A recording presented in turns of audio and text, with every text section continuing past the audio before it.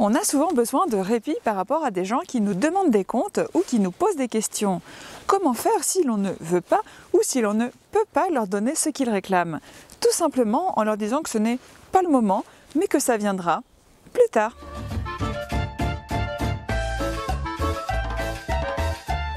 L'être humain est profondément bon, il fait confiance. Si on lui dit « bientôt », il est capable de patience. C'est pour ça qu'on emploie cette technique avec les enfants. On n'éteint pas la télé d'un coup. On leur dit « attention, dans 10 minutes, j'éteins la télé ». En entreprise et en politique, c'est pareil. Personne ne s'attend à ce que vous fassiez tout de suite. Vous avez droit à un répit. En utilisant cette logique, vous pouvez repousser les deadlines que l'on vous a donnés. Écoutez, je suis parfaitement capable de rendre cette présentation tout de suite, mais je préfère ne pas le faire car il est plus judicieux d'attendre les chiffres du premier trimestre, qui seront publiés dans 3 semaines.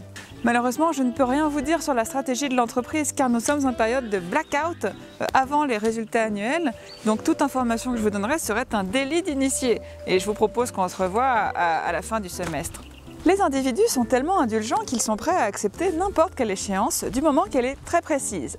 Le gouvernement est conscient du problème, tellement conscient qu'il a prévu une série de mesures ad hoc qu'il présentera à l'occasion du sesquicentenaire de la naissance d'Edgar Faure.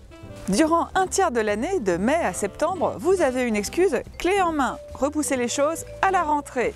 À partir d'avril, les gens n'ont plus qu'une chose en tête, leurs vacances d'été. Si vous leur dites « ce sera vraiment le sujet de la rentrée prochaine », ils vous donnent le bon Dieu sans confession.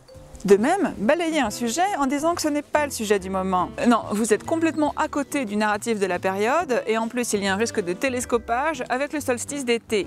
Si vous voulez repousser les choses pendant très longtemps sans vous engager sur une date butoir, adoptez une technique intermédiaire. Repoussez les choses de 4 à 6 semaines et lorsque vous approchez de nouveau de l'échéance, dites qu'il faudra quelques semaines de plus. Vous pourrez ainsi retarder les choses en toute impunité pendant l'éternité. Car quand on a attendu un an, que sont quelques semaines de plus ?